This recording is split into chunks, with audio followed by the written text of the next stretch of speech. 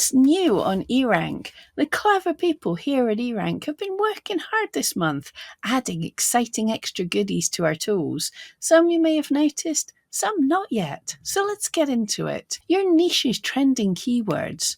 Are you trying to keep your finger on the pulse of trends? Well, that just got easier. Right here on your dashboard, eRank has added this section right here.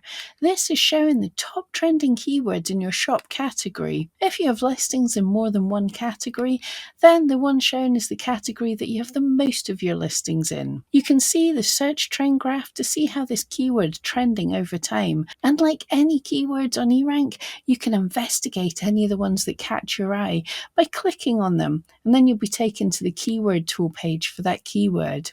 And if you're interested in seeing what's trending in different categories, just click the See All Categories to be taken to the monthly trends page. Listing audit.